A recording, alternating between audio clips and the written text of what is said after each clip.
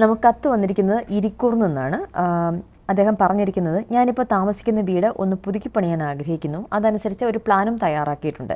ഇതിലിനി എന്തൊക്കെ മാറ്റങ്ങളാണ് വരുത്തേണ്ടതെന്ന്, എന്തൊക്കെ കാര്യങ്ങളാണ് ശ്രദ്ധിക്കേണ്ടത് എന്നൊന്ന് ദയവായി പറഞ്ഞു തരണമെന്നാണ് പറഞ്ഞത്.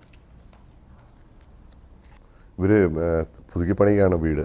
അപ്പം ഓൾറെഡി ഇതിനകത്ത് വാസ്തുസംബന്ധമായിട്ടുള്ള കംപ്ലയിൻറ്റ് ഓൾറെഡി ഇതിനകത്ത് ഉണ്ട് ചെറിയ രീതിയിൽ. അപ്പം ഇവരിപ്പം ഇതനുസരിച്ച് ഒരു പ്ലാൻ വരച്ചിരിക്കുകയാണ്.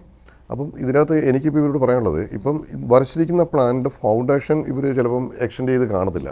അപ്പോൾ ആ നിൽക്കുന്ന അതിൻ്റെ അകത്ത് റിനോവേഷൻ ചെയ്യാനാണ് ഇവർ ഉദ്ദേശിക്കുന്നത്. അപ്പം ഇവർ ഈ പഴയ വീടിൻ്റെ ചുറ്റളവിൻ്റെ അകത്ത് കൃത്യമാക്കാനായിട്ട് ശ്രദ്ധിക്കുക. കാരണം ചില ഇപ്പോൾ ഈ ചുറ്റളവ് ക്ലിയർ ആക്കുക എന്തായാലും ഇവർ പണിയാൻ തുടങ്ങുക. അപ്പോൾ ഇതിൻ്റെ കൂട്ടത്തിൽ ഒരു ചെറിയൊരു നീളം വരാന്തൊക്കെ എടുത്ത് കഴിഞ്ഞാൽ ചുറ്റളവ് ക്ലിയർ ആക്കി കിട്ടും പഴയ വീടിൻ്റെ. അപ്പോൾ പഴയ വീടിൻ്റെ ഫൗണ്ടേഷൻ്റെ ചുറ്റളവ് ക്ലിയർ ആക്കുമ്പോൾ തന്നെ വീടിനകത്ത് ഒരു പോസിറ്റീവ് എനർജി എന്തായാലും വരും. അപ്പോൾ ഇവർ ഇപ്പോൾ ആൾട്രേഷൻ ചെയ്യുന്ന വീടിൻ്റെ മുകൾ നിലയാണ്. അപ്പോൾ മുകൾ നിലയിൽ ഇവർ ഫ്രണ്ട് മാത്രമാണ് ഇവരിപ്പം എടുക്കുന്നത്. കാരണം ഇതിൻ്റെ തെക്ക് പടിഞ്ഞാറ് ഭാഗത്തും കൂടി ഒരു ബെഡ്റൂം ഇവർ എടുക്കുകയാണെങ്കിൽ ഈ തെക്ക് പടിഞ്ഞാറ് ഭാഗത്ത് മാക്സിമം വെയിറ്റ് വരും. അത്രയും കിഴക്കുടക്ക് ഭാഗത്ത് വെയിറ്റ് കുറയുകയും തെക്ക് പടിഞ്ഞാറ് ഭാഗത്ത് വെയിറ്റ് കൂടുകയും ചെയ്യുമ്പം വാസ്തുവിൻ്റെ ബലം കൂടും. അപ്പോൾ ഇവർക്ക് ഈ പറഞ്ഞ പോലെ ജോലി സംബന്ധമായിട്ടും തൊഴിൽ സംബന്ധമായിട്ടും അല്ലെങ്കിൽ ബിസിനസ്സൊക്കെ ചെയ്യുന്ന ആൾക്കാരാണെങ്കിൽ അവർക്ക് അതിൽ കുറച്ചുകൂടി ഇമ്പ്രൂവ്മെൻറ്റ് ചെയ്യാനായിട്ട് പറ്റും. ഇപ്പം പ്രൊമോഷൻ ആണെന്നുണ്ടെങ്കിൽ അതൊക്കെ ഈ സൈഡിൽ കിട്ടും. കാരണം വെച്ചാൽ പക്ഷേ കിഴക്കുടക്ക് ഭാഗം വെയിറ്റ് കുറവായിരിക്കണം, തെക്ക് പടിഞ്ഞാറ് ഭാഗത്ത് വെയിറ്റ് കൂടുതലായിരിക്കണം. അപ്പോൾ ആ തെക്ക് പടിഞ്ഞാറ് ഭാഗത്തൂടെ ഒരു മുറി കൊടുക്കുകയാണെങ്കിൽ കുറച്ചുകൂടി ബെറ്ററാണ്. അതുപോലെ തന്നെ ഇവർ താഴത്തെ കിച്ചൻ്റെ ആൾട്രേഷൻ ചെയ്യാനായിട്ട് പോകുന്നുണ്ടെന്നാണ് പറഞ്ഞത്. കാരണം കിച്ചൺ കിഴക്കൂടൊക്കെ ആക്കുന്നതുകൊണ്ട് കുഴപ്പമുണ്ടോ എന്ന് ചോദിച്ചിട്ടുണ്ട്. കിച്ചൺ കിഴക്കൂടൊക്കെ ആക്കുന്നതുകൊണ്ട് ദോഷമൊന്നുമില്ല. അതുപോലെ തന്നെ മുകളിലോട്ട് കയറുന്ന സ്റ്റെയർ കേസ് ഇപ്പോൾ കൊടുത്തിരിക്കുന്ന സ്ഥാനം കറക്റ്റാണ്, വേറെ ദോഷമൊന്നുമില്ല. പിന്നെ ഭൂമി സംബന്ധമായിട്ട് നേരത്തെ തൊട്ടേ പ്രോബ്ലം ഉണ്ട്. ഇതിപ്പോൾ ഇവരിത് ചെയ്യുന്ന സമയത്ത് ഭൂമി സംബന്ധമായിട്ട് എന്തെങ്കിലും ദോഷമുണ്ടെങ്കിൽ അതുകൂടെ അങ്ങ് ക്ലിയർ ചെയ്ത് കഴിഞ്ഞാൽ ഈ വിഷയങ്ങൾ പൂർണ്ണമായിട്ട് അങ്ങ് മാറി കിട്ടും.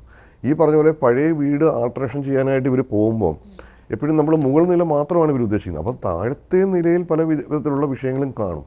അപ്പോൾ ആ ഒരു ഭാഗം കൂടി ക്ലിയർ ചെയ്യുക. അപ്പോൾ ഇവർ താഴെ ഒരു കാര്യങ്ങൾ ഇവർ ചെയ്യാൻ ഉദ്ദേശിക്കുന്നില്ല. മുകൾ നിലയിൽ ബെഡ്റൂം തിരിക്കുന്ന കാര്യം മാത്രമാണ് പറഞ്ഞിരിക്കുന്നത്. അപ്പം മുകൾ നിലയിൽ ഇവർക്ക് ബെഡ്റൂം തിരിക്കുന്നതുകൊണ്ട് പ്രശ്നമില്ല. പക്ഷേ താഴെ ചുറ്റളവ് തെറ്റായിട്ട് കിടക്കുമ്പം ചുറ്റളവ് കൃത്യമാക്കാൻ ശ്രദ്ധിക്കുക. അതുപോലെ തന്നെ ഇവരുടെ തെക്ക് പടിഞ്ഞാറ് ഭാഗത്തായിട്ട് ഒരു കിണർ നിൽപ്പുണ്ട്. ആ തെക്ക് പടിഞ്ഞാറ് ഭാഗത്ത് കിണർ നിൽക്കുമ്പോൾ ഈ പറഞ്ഞ പോലെ കുട്ടികൾക്കൊക്കെ അത്ര നല്ല സുഖകരമായിട്ടുള്ളൊരു ഇതായിരിക്കില്ല. കാരണം അവരുടെ ഇമ്പ്രൂവ്മെൻറ്റിനെയൊക്കെ അത് നെഗറ്റീവായിട്ട് ബാധിക്കും. അപ്പം ഈ തെക്ക് പടിഞ്ഞാറ് ഭാഗത്തുള്ള കിണറും ഈ പറഞ്ഞ പോലെ ചെറിയൊരു ഫൗണ്ടേഷൻ എന്തെങ്കിലും കൊടുത്തിട്ട് കോമ്പൗണ്ടിനെ പുറത്താക്കുകയാണെങ്കിൽ വീടിനകത്തെ വാസ്തു സംബന്ധമായിട്ടുള്ള വിഷയങ്ങൾ പൂർണ്ണമായിട്ട് അങ്ങ് മാറിക്കിട്ടും. പിന്നെ വരുന്നത് തെക്ക് ഭാഗത്ത് ഒരു വഴിമുട്ട് വരുന്നുണ്ട്. കാരണം തെക്ക് ഭാഗത്തുനിന്ന് വരുന്ന വഴിമുട്ട് അത്ര ശുഭകരമായിട്ടുള്ളതല്ല. ഈ പറഞ്ഞ പോലെ ഫെങ്ഷുയിൽ അതിനുള്ള എലമെൻറ്റ്സുകൾ വാങ്ങിക്കാൻ കിട്ടും, റിഫ്ലക്റ്റ് ചെയ്യിച്ച് കളയുന്നത്. അത് ഏതെങ്കിലും തെക്ക് ഭാഗത്തെ ഭിത്തിയിൽ ആ വഴിമുട്ട് വന്ന് കയറുന്ന ഭാഗത്ത് വെക്കുകയാണെന്നുണ്ടെങ്കിൽ ഇങ്ങോട്ട് വരുന്ന നെഗറ്റീവ്സിനെ തിരിച്ച് റിഫ്ലക്റ്റ് ചെയ്യിച്ച് കളയുന്നതിന് കാരണമായിത്തരും. മറ്റ് ദോഷങ്ങളൊന്നും കാണുന്നില്ല. പിന്നെ ഈ പറഞ്ഞ പോലെ ഇദ്ദേഹത്തിന് കണ്ടശനിയൊക്കെ തുടങ്ങാൻ പോവുകയാണ്, നല്ല ശനിയാണ്. അപ്പോൾ വീട് പണിയുന്നതിന് തടസ്സങ്ങളൊന്നുമില്ല. അപ്പം പക്ഷേ വീട് പണിയുന്നതിനുള്ള ഫണ്ടൊക്കെ നേരത്തെ നമ്മളൊരു കാൽക്കുലേറ്റ് ചെയ്ത് വെച്ചിരിക്കണം. കാരണം ചില നമ്മൾ എല്ലാം പൊളിച്ചൊക്കെ കഴിയുമ്പോഴായിരിക്കും ലോണൊക്കെ കിട്ടുമെന്ന് പറഞ്ഞു പോകും. ചിലപ്പോൾ സമയത്ത് ലോൺ കിട്ടണമെന്നൊന്നുമില്ല. അപ്പം ഇങ്ങനെയുള്ള കാര്യങ്ങളൊക്കെ നേരത്തെ വ്യക്തമായിട്ട് ഒരു ഐഡിയപരമായിട്ട് ചെയ്തിരിക്കണം. കാരണം ലോൺ എത്ര എടുക്കണം, അല്ലെങ്കിൽ തിരിച്ചടവ് എത്ര വരും, അല്ലെങ്കിൽ മറ്റ് എല്ലാം മൊത്തം ബഡ്ജറ്റ് എത്ര വരും. വലിയൊരു ബഡ്ജറ്റിലൊന്നും പോകാതെ ചെറിയൊരു ബഡ്ജറ്റ് തീർക്കാനായിട്ട് നോക്കുക. മറ്റ് ദോഷങ്ങളൊന്നുമില്ല. ഈ ഒരു കാര്യങ്ങൾ ചെയ്തിട്ട് മുന്നോട്ട് പോവുക.